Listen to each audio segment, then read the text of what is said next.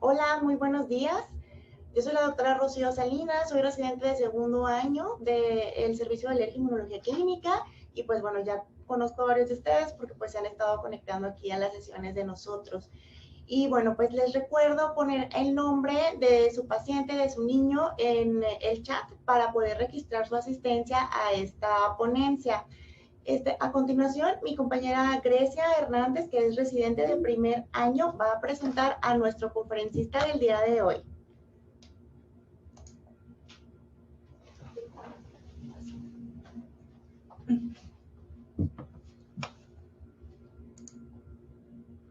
Hola, muy buenos días. Bueno, vamos a dar inicio a la presentación del ponente del día de hoy. Él es el doctor José Iván Castillo. Él es pediatra por la Universidad Autónoma de Nuevo León, infectólogo por la Universidad Autónoma de México, graduado con mención honorífica, profesor del posgrado de infectología pediátrica en el Hospital Universitario Dr. José Eleuterio González de la Universidad Autónoma de Nuevo León y actualmente jefe de la Unidad de Vigilancia Epidemiológica en Christus Muguerza, Hospital de Alta Especialidad. Además, él pertenece al miembro del Sistema Nacional de Investigadores. Adelante, doctor. Muchas gracias de antemano por la invitación. Un honor estar aquí con ustedes en este ya tradicional evento. Pues sin más preámbulo, les comparto la presentación. Nada más, a ver si me pueden confirmar si se observa la pantalla. Sí, sí se ve muy bien. Muy bien. Pues muy bien, muy buenos días. La intención de la plática del día de hoy es orientar sobre la parte de los diagnósticos diferenciales de la situación de los pacientes o de nuestros niños con enfermedad alérgica y ahondar una parte importante de la plática en COVID-19 que finalmente sigue siendo el día a día en nuestro país y en el mundo. Entonces son infecciones frecuentes en la infancia, no todo es alergia y damos inicio a la presentación. A manera de introducción es importante mencionar que las infecciones respiratorias agudas se encuentran dentro de las 10 principales causas de defunción. De hecho, esto es un problema grave por la OMS y está dentro de las 10 amenazas para nuestra población, nuestros niños. Es una situación mundial, las infecciones respiratorias agudas. Un niño en promedio, un niño sano, va a tener entre 10 y 4 infecciones respiratorias al año. Son enfermedades altamente prevalentes y son enfermedades que requieren estar alertas ante los diagnósticos diferenciales que conlleva una infección. Además, esto nos lleva a la situación, al punto en el que el 90% de esas infecciones respiratorias que vamos a tener en el año van a ser ocasionadas por virus. Entonces, eso no quiere decir que generalmente van a ser autolimitadas y no van a requerir utilizar antibióticos, al menos de forma inicial o de forma empírica. Conforme el niño va creciendo y se va obteniendo una maduración del sistema inmunológico, esta prevalencia disminuye hasta alcanzar la prevalencia de la enfermedad adulta, que puede ser de hasta un episodio al año o dos, en comparación con el riesgo de 4 veces más en nuestros niños. Entonces, esto se viene en una contraparte donde, a diferencia de los 4 o 10 episodios que se pueden ocurrir al año, esta cifra que les muestro es impresionante, porque nos habla de que 20 a 40% de la población del mundo tiene rinitis alérgica. Eso es una pandemia, poniéndolo en contexto, o una palabra más rimbombante. ¿Y cuáles son los síntomas de esta rinitis alérgica? Es escurrimiento nasal, congestión, estornudos o comezón o prurito. Entonces vamos a ir viendo los síntomas más comunes que nos pueden orientar a que nuestros niños no estén en una situación que los catalogue dentro de la rinitis alérgica como tal, y cuando estamos frente a una complicación. Entonces, partiendo del escenario de faringitis y sinusitis, ¿qué tan frecuente es la faringitis? Esa sería la primera pregunta que tendríamos que hacernos. Esto es un diagnóstico muy común, yo creo que es muy conocido entre los padres de familia, y fíjense que constituye hasta el 8% de las consultas de medicina general. Estamos hablando de 6 millones de habitantes casi en Nuevo León, y el 8% de la población que consulte va a ser por un problema de faringitis. Aquí, el 90% de las ocasiones van a ser infecciones por virus. ¿Cuál es la edad así más importante que quiero que se lleven sobre esta diapositiva? es que esta es la bacteria más común que viene subrayado en rojo, que es el Streptococcus de grupo A. Pero esta bacteria no tiene muy baja probabilidad o no tiene capacidad de hacer una infección en niños menores de 3 años. Y esto es porque esta bacteria necesita adherirse a la garganta. Entonces, los niños menores de 3 años en su gargantita no tienen receptores para que la bacteria se haga clic y se ganche y se pueda reproducir. Entonces, si tú tienes un bebé de 1 año al que el médico le diagnostica una faringitis, las probabilidades van a ser casi nulas de que sea esta bacteria. Por lo tanto, los virus toman en esta población casi el 100% de los casos y la probabilidad de que necesite antibióticos va a estar casi cercano a 0. Entonces, 3 años es el punto de corte. Ya a partir de los 3 años empieza a haber receptores para esta bacteria y si pudiéramos estar potencialmente ante un caso que requiera antibiótico, pero la prevalencia ya es más importante a partir de los 6 años. Entonces, antes de los 6 años es extremadamente poco frecuente que pudiera ocasionarse una situación que requiera antibióticos. La principal incidencia, debido a esto que les comento, se encuentra, por lo tanto, entre los pacientes de 5 a 15 años y es mucho más común en invierno y primavera. Y fíjense que hay hasta un 25% de diseminación en el grupo familiar. Eso quiere decir que en una familia, 1 de cada 4 se va a contagiar por esta transmisión bacteriana. Es importante considerar que si tienes un niño menor de 3 años, esta diseminación no obedece a la bacteria como tal. Lo más común en el 90% de las veces es que sigan siendo, o casi 100% como comentaba la diapositiva previa, que sean virus. Y el inicio de los síntomas es agudo. O sea, habitualmente los pacientes con rinitis alérgica suelen tener síntomas bastante estacionales o bastante crónicos. Sin embargo, en la faringitis como tal, son síntomas agudos. Es un niño que tenemos de 5 años, que el lunes estaba bien y el martes empieza con dolor de garganta, que es odinofagia, con fiebre, con escalofríos y con cefalea. A veces son síntomas muy generales como tal. Pero si nuestro niño se le agrega tos y conjuntivitis o que se le pongan los ojos rojos durante este episodio, eso es igual a una infección viral. Eso no tiene pierde y eso no va a requerir antibiótico. ¿Cuál va a ser aquí la clave para diferenciarlo de una enfermedad alérgica? Porque una enfermedad alérgica en ocasiones te puede dar dolor de garganta, te puede dar dolor de cabeza. Aquí va a ser la fiebre. Entonces, si nuestro paciente tiene fiebre, eso nos lleva al otro escenario por completo y estamos ante un proceso infeccioso particularmente viral si tiene conjuntivitis o los ojos rojos. Ahora, por la población, dependiendo de la edad que tiene diferente espectro en sus síntomas. Por ejemplo, un niño de 3 meses a 1 año no puede referir dolor de cabeza, no puede decir que tiene cefalea, no puede decir que le duele o localizarlo como tal. Entonces, en estos niños se cuenta como irritabilidad. En la parte de COVID-19, por ejemplo, también, si tienes menos de 5 años, no se cuenta el criterio como dolor de cabeza, sino como irritabilidad. Suelen tener fiebres de bajo grado, suelen tener escurrimiento nasal y narinas escoriadas o lesiones alrededor de la nariz. Ya en la edad de 1 a 4 años se agregan unos síntomas un poquito más atípicos porque puede haber dolor abdominal y vómito, que esto también nos orientaría más a la presencia de un virus como tal. Y fíjense cómo la enfermedad está bien caracterizada a partir de los 6 años. Ya desde los 6 a los 12 años, ahora sí está bien constituido, que casi todos los pacientes tienen fiebre, que la mitad tienen dolor de cabeza y que 1 de cada 3 prácticamente va a tener escurrimiento nasal. Entonces, la enfermedad sí varía un poquito con respecto a la población, pero el denominador común en toda la población, desde los 3 meses hasta la parte escolar, es la fiebre. Ahora, en la parte de sinusitis, es qué tan frecuente es la sinusitis como tal. Fíjense que la sinusitis constituye hasta un problema en hasta el 16% de la población adulta.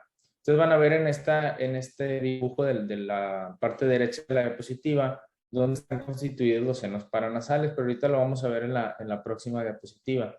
Entonces, lo que quiero que observen aquí es este engrosamiento de la pared del seno paranasal. Entonces, estos drenan a través de unos orificios para tener aquí el acceso a la secreción. Entonces, donde hay un aumento en el grosor de esta pared, se empieza a llenar aquí de secreción purulenta.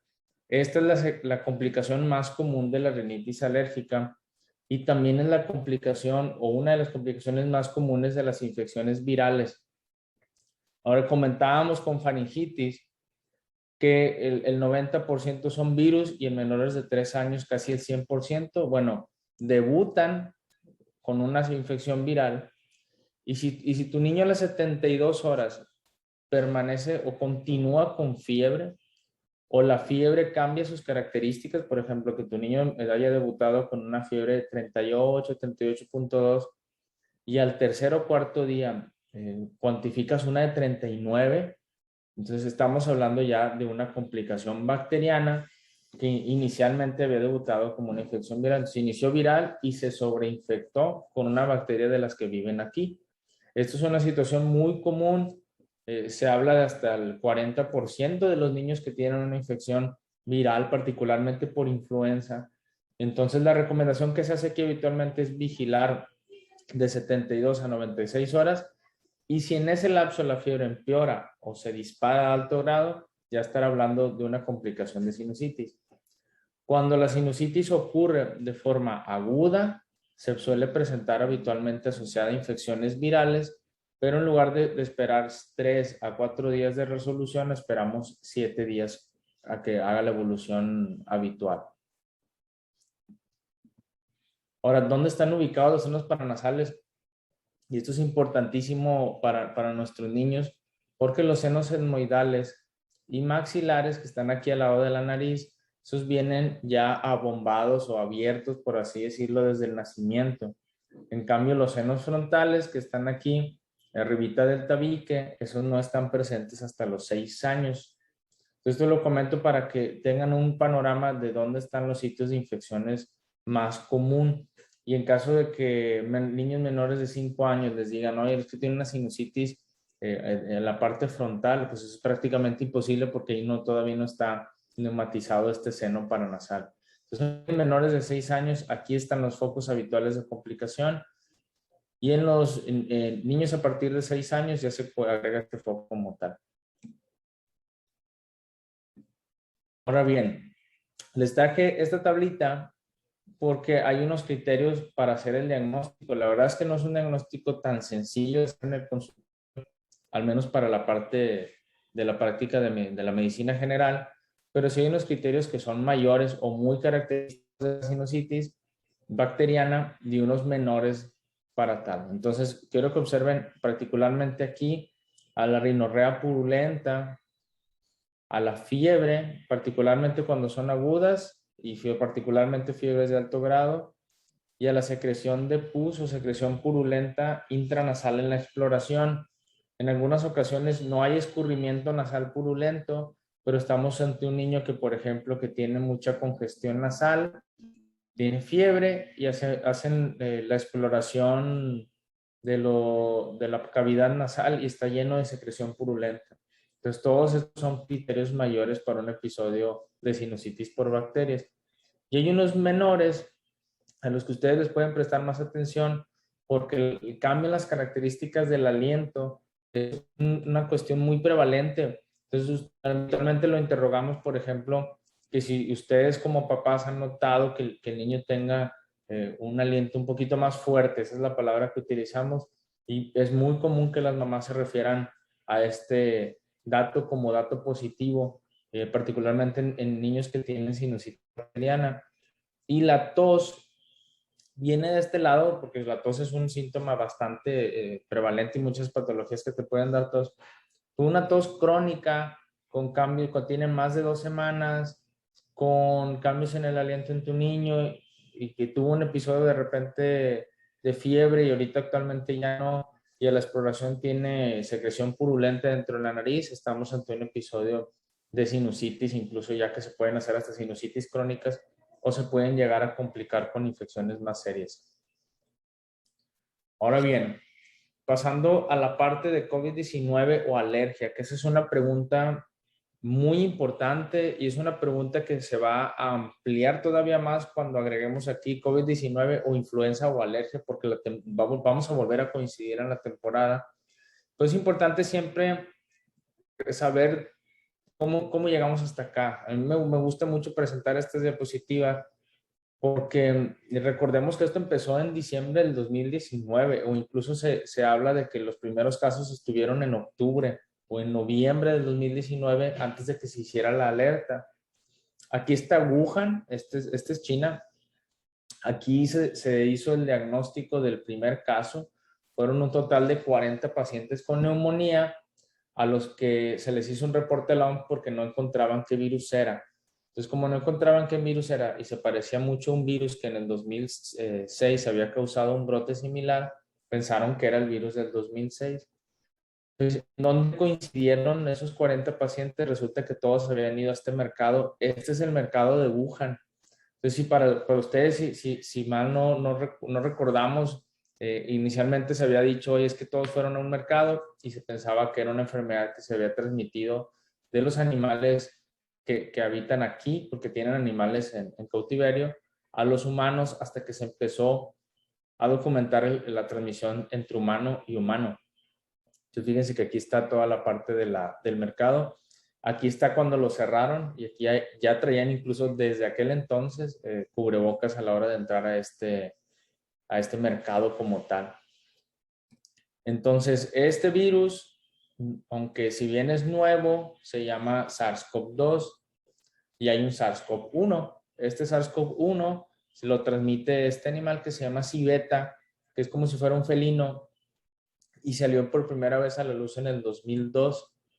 Ha causado brotes en el Medio Oriente, de repente aumentan los casos y luego desaparece y luego vuelve a haber brotes y ha estado de forma constante, de manera que el último fue en el 2018 y afortunadamente no ha logrado hacer la transmisión sostenida como lo tiene el SARS-CoV-2 que causa la enfermedad COVID-19, que quiere decir Coronavirus Disease 2019.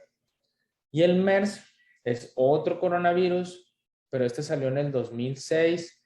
Particularmente se identificó en camellos y su brote más relevante fue en el 2012. Entonces aquí se enferman los camellos y esos los pasan al humano. Y con el SARS-CoV-2 está ahorita la OMS investigando en China cuál fue el origen como tal.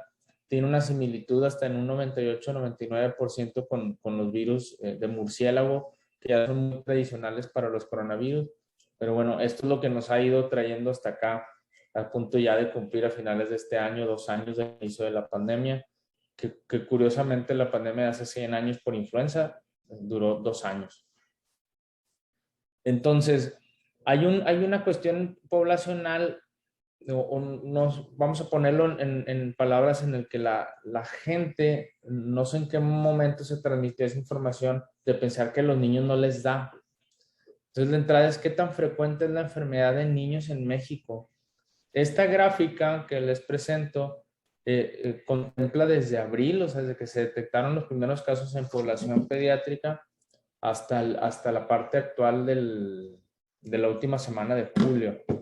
Esto que ustedes ven en amarillo son los casos de 0 a 5 años que se documentaron particularmente en esas semanas de vigilancia. Los azules de 6 a 11 y los adolescentes de 12 a 17 son la parte verde como tal.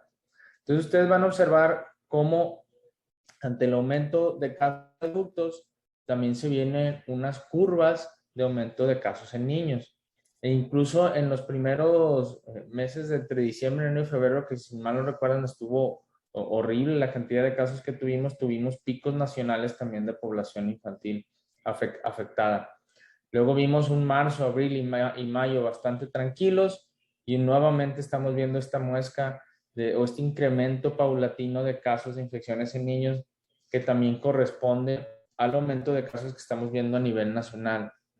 Ahora, ¿cuántos casos constituyen la gráfica verde, que son los adolescentes? Es el 60% de los casos. Del total de casos, fíjense, de la última semana, esos son los datos hasta ayer, lo constituyen o lo comprenden pacientes o niños de 12 a 17 años. Y ahorita vamos a ver una parte importante de por qué la situación tan marcada en esta población y cómo podemos hacer para prevenirla. Yo considero que la información se fue transmitiendo de que a los niños no les daba, originado de entrada en que la prevalencia en niños es muy baja.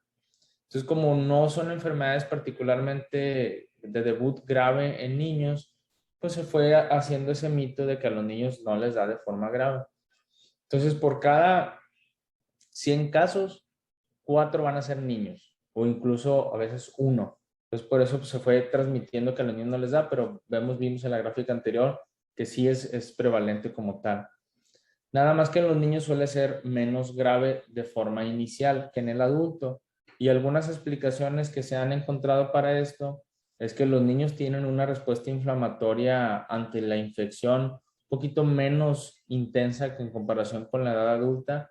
Hay otra teoría que dice que el virus necesita un receptor para poder entrar a las células del pulmón y resulta que los niños tienen mucha menor cantidad de esos receptores que los adultos. Es una parte muy, muy interesante de por qué a los niños no les da tan grave como en el adulto. Pero que no les dé tan grave no significa que no haya casos graves en niños. Porque si abrimos la pregunta, si la COVID-19 es grave en niños o no, les muestro esta gráfica que tiene todas las defunciones que ha habido por COVID-19 en niños en México. Y nada más, esta que viene en naranjita es porque tiene resultado pendiente. Y todas corresponden con estos picos a los picos de la pandemia. Entonces se descienden y luego vuelve a incrementar y volvemos a tener un descenso en abril, mayo y junio del 21. Y aquí, después de tener 0 casos, se vuelven a activar. Entonces hay que estar muy al pendiente de la situación de los niños porque se acumulan ya en total, desde que empezó esto, 583 defunciones en población menor de 16 años, que esa es la definición que tiene como tal la Secretaría de Salud. Entonces sí puede llegar a ser grave en niños y hay que seguir cuidando las medidas y particularmente esto cuando ocurra el retorno escolar. Ahora bien, ¿cómo se define una enfermedad respiratoria? Esto lo comento porque COVID-19 viene dentro de este espectro de enfermedades respiratorias. Platicábamos de faringitis y sinusitis al ser complicaciones enfermedades muy habituales o incluso complicaciones de pacientes con enfermedad alérgica, pero hay una definición operacional de lo que es una enfermedad respiratoria aguda de origen infeccioso. De entrada te pide que en los últimos 10 días, tu niño tiene tos, dificultad para respirar, fiebre o dolor de cabeza, al menos uno de estos. Dices, bueno, mi niño tuvo fiebre. Ok. Tu niño tiene dolor muscular, dolor articular, dolor de garganta o dolor en pecho, uno de aquí. Escurrimiento nasal, pérdida del olfato, pérdida del gusto o escalofríos y uno de aquí. Entonces, uno de aquí de ley y 2 de acá, y ya es por definición una enfermedad respiratoria aguda de origen infeccioso que requiere una valoración médica para ver si es una situación de COVID-19 o de algún otro virus como tal. Entonces, como ustedes pueden observar, si hay ciertos síntomas que no necesariamente son de enfermedad respiratoria aguda de origen infeccioso, y aquí es donde se solapa la enfermedad alérgica y la COVID-19. Entonces tenemos 2 grandes círculos que convergen en la parte de congestión nasal y escurrimiento. Sin embargo, vamos a enfocarnos en COVID-19 y nuevamente, como las otras infecciones que comentábamos en los episodios de faringitis y sinusitis, fiebre, dolor muscular y diarrea no constituyen parte del espectro de la enfermedad alérgica, donde solo habrá congestión nasal, escurrimiento, comezón y ojos rojos, o incluso la parte de conjuntivitis pudiera ocasionarse o moverse un poquito más hacia la derecha. Entonces, estos síntomas como tal, para dejarlo en una parte más estructurada y más sencilla, no forman parte de la enfermedad alérgica. Estás ante un potencial escenario de COVID-19. Ahora, al comparar COVID-19 o influenza o alergia, ¿qué es lo que está pasando aquí? Tenemos aquí el síntoma, ¿no? Tenemos tos, fiebre, dolor muscular, comezón en ojos, boca u oído y pérdida del olfato. Pues COVID-19, influenza y alergia. Vamos a enfocarnos en esta parte. Entonces, fiebre, en niños, hasta el 80% de los niños por COVID-19 tienen fiebre, hasta el 70% en influenza y en alergia 0. O sea, no es una enfermedad alérgica si tienes fiebre. Siguiente punto relevante de esta tabla, el prurito como tal o la comezón en los ojos, en la boca o en el oído no forma parte de los síntomas de influenza ni de COVID-19, pero sí forma parte de una enfermedad alérgica. Y esta parte es fundamental, porque la pérdida del olfato como tal, o la anosmia, que ya se ha hecho un término bastante popular, sí es muy característico de COVID-19. Puede ocurrir en influenza, pero esto es raro. Es decir, los pacientes que tienen una gripe común, en invierno pueden tener esta pérdida del olfato, pero es raro o no está tan bien caracterizado en comparación con COVID-19. Y los niños con alergia particularmente no, pero le puse un asterisco porque en ocasiones pueden tener no anosmia, sino hiposmia, y es una baja percepción de los olores, pero sí la tienen. O sea, no la pierden por completo, sí la mantienen aunque sea de menor calidad. Entonces, estos son los datos que nos van a ayudar a diferenciar un episodio de COVID-19 de uno de influenza y de uno de alergias, particularmente este último. Ahora hay fármacos no recomendados en niños. Ya a lo largo de estos 2 años hemos aprendido, hemos investigado y hemos determinado qué sirve y qué no. O sea, prácticamente está descartada la ribavirina, que es el Gavirol. Está descartado el tocilizumab de entrada para niños, o particularmente en cuadros leves. Este tiene indicaciones muy específicas en el adulto y apenas se va a aprobar en población pediátrica. Hidroxicloroquina y acitromicina son herramientas que ya están 100% descartadas y que incluso su uso en algunos estudios aumentó la mortalidad. O sea, en lugar aparte de que no ayudó, empeoró. La ivermectina también está prácticamente descartada. Si bien es cierto que al inicio se hizo mucha especulación con respecto a este tratamiento, la realidad es que se hizo un estudio donde se le puso ivermectina a las células, en unas células en el laboratorio, y se encontró que a nivel celular inhibía el virus. Pero para dar esa concentración, es decir, para lograr ese efecto ya en un humano, se tenían que haber administrado alrededor de 50 a 100 tabletas de ivermectina de una sola toma para que tú alcanzaras la mitad del efecto de lo que consiguió el laboratorio. Entonces lo que hizo el laboratorio fue que la investigación que llevó a cabo la retractó para evitar lo que nos trajo hoy en día, que es un medicamento bastante utilizado. Pero surgieron estudios que dijeron, oye, ¿sabes qué? Se me hace que sí funciona, porque yo he visto pacientes que se los doy y mejoran. Entonces lo que hicieron aquí los investigadores fue, bueno, vamos a darle un grupo ivermectina y a un grupo no le damos ivermectina y vemos la evolución, y ya se determinó en estudios hechos en Colombia y en estudios en Estados Unidos que prácticamente la evolución no cambia y por lo tanto la ivermectina no tiene ninguna utilidad. Remdesivir en combinación con otro tratamiento sí ha mostrado algunos efectos, pero de momento no está autorizado su uso en niños. Y la transfusión de plasma, que también es muy famosa, ya realmente también está determinado que no cambia la evolución de la enfermedad como tal. Y esto lo enfoco mucho en niños porque primero se hacen estudios en población adulta y luego ya lo polarizan a la población pediátrica, y pues no siempre es así. Por lo tanto, algunas recomendaciones que nos pudieran ayudar a ambos grupos, niños con enfermedad alérgica y niños con enfermedad infecciosa, es la lactancia materna. Una pregunta muy común es si los niños que son hijos de mamás con COVID-19, si pueden dar lactancia materna. Sí pueden dar lactancia materna, se recomienda dar leche materna. Sin embargo, nada más hay que tener un punto con mucho cuidado que comentar, porque si una mamá tiene COVID-19 agudo y es contagiosa, sí puede dar lactancia. El virus no se transmite por la leche materna, solamente que se tiene que usar cubrebocas durante la alimentación del bebé. Ahora, esto lo comento porque en algunas ocasiones me han preguntado si una mamá puede dar lactancia o no, y la respuesta es sí, sí puede.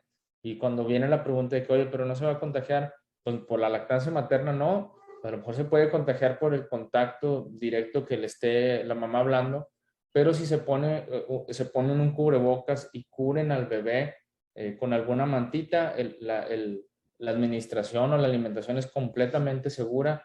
Entonces no hay ningún problema en continuar con la lactancia como tal.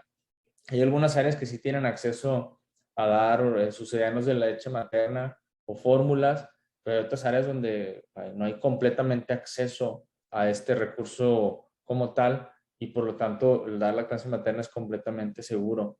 Ahora, les comentaba en la diapositiva previa que hay ese gap, esa población tan importante de adolescentes que se están infectando. Entonces, al ver este movimiento que no fue solo nacional, se ha visto también en Estados Unidos y en otras partes del mundo, Pfizer solicitó que se autorizara la vacuna en niños de 12 a 16 años. Entonces, ahorita ya está autorizada en México y ya está autorizada en Estados Unidos. Ahora, la vacuna, o sea, ¿cuál vacuna está autorizada desde el momento? Es Pfizer. Ya hay otras que solicitaron la autorización, como su competencia en mRNA, que es Moderna. ¿Qué tan efectiva es la vacuna en esta población? La efectividad es de 100%. En la investigación que hicieron, no hubo ningún caso de infección de COVID en los niños que recibieron la vacuna. Y los efectos que se vieron fue que 14% de esos niños tuvieron fiebre, que esa fiebre habitualmente, como en el adulto, no debe de durar más de 2 días. Y un 78% de los niños presentaron dolor en el sitio donde se les aplicó la vacuna. Y esta es una fotografía ya de la campaña de vacunación nacional que tiene Estados Unidos para esta población en específico. Estados Unidos está viendo ya incluso un decremento de la cantidad de gente que se quiere poner la vacuna. Hay áreas donde ya 100% están vacunadas. Entonces, si tienen oportunidad y tienen todas las herramientas para poder ir a Estados Unidos, se los recomiendo completamente antes de regresar de tener el regreso escolar. Las reacciones alérgicas graves como tal en esta población y en otros grupos de edad se habla de 1 a 2 por cada millón de dosis, que es la misma que se presenta con las otras vacunas. Solamente que si es Pfizer, hay que tener en cuenta que se hizo mucha propaganda con los pacientes que tienen enfermedad alérgica, pero ni las alergias alimentarias ni las alergias respiratorias son contraindicación. Las alergias a medicamentos que hayan sido tomados tampoco son contraindicación, e incluso la alerta que viene para medicamentos IV, que si tú haces una reacción anafiláctica o tuviste una anafilaxia a un medicamento IV, puedes ver o someterte a pruebas para la vacuna y ver si es un componente que viene en la vacuna. Muchas veces hay antecedentes, por ejemplo, en algunos niños que tuvieron alergia a la penicilina o a una anafilaxia cuando fue una aplicación intramuscular o intravenosa. Pues si te haces las pruebas y no fue ninguno de los componentes de la vacuna, no hay ningún problema con recibirla, y en caso de que sí, hay otras opciones que se pueden llevar a cabo. Entonces la vacuna es completamente segura en todos los aspectos y es la solución para terminar con esta pandemia, como fue la solución para terminar con la pandemia anterior. Esta gráfica que les presento es la gráfica de Israel, donde ustedes pueden observar de diciembre 1 del 2020 a febrero 1 del 21, todo el incremento de casos de COVID-19. Incluso aquí se presentan las restricciones de la población, el lockdown que le dicen. Aquí se inició la campaña de vacunación el 20 de diciembre del 2020 y incluso se aumentaron las restricciones el 8 de enero del 2021 conforme aumentaron las dosis de vacunas aplicadas en su población. Iniciaron una fase de reapertura en 7 de febrero del 21, una liberación de más restricciones el 21 de febrero. Esto es el 7 de marzo y esto es hasta abril del 2021. Prácticamente se apagó la pandemia en Israel gracias a la vacunación contra COVID-19 que logró que se alcanzara una inmunidad de rebaño. Entonces, puntos clave de la presentación. Punto número 1, la mayor parte de las infecciones son por virus, no requieren antibióticos, ni siquiera una infección por COVID-19 de forma inicial. En la parte de las enfermedades como faringitis, puedes esperar 72 horas de vigilancia. En la parte de sinusitis aguda, puedes esperar hasta 7 días de vigilancia antes de tomar la decisión de iniciar un esquema con antibióticos y afectar la flora intestinal de nuestro niño. Punto número 2, la fiebre en todos sus aspectos y en todas las medidas que puedas cuantificar no forma parte del espectro de lo que constituye una enfermedad por alergia. En todos los escenarios que vimos durante la presentación, si tu bebé tiene fiebre, no es una enfermedad alérgica, requiere una valoración médica para revisar dónde está el foco de infección y si es viral o es bacteriano. Entonces, esta es una parte determinante para diferenciar con respecto a las enfermedades alérgicas. Y punto número 3, que las vacunas son seguras y efectivas. Y en esta población, donde estamos ahorita en este foro, que es el Club de Asma y Alergia, son vacunas completamente seguras para recibir en esta población. Y es importante considerar que particularmente los niños con asma no controlado suelen ser pacientes que tienen riesgo de desarrollar una enfermedad más grave. Entonces, acudan a valoración al Centro Regional de Alergia e Inmunología para poder controlar toda esta parte del asma como tal. Y recordemos que esto es la solución y poco a poco iremos terminando con esta situación. Muchas gracias.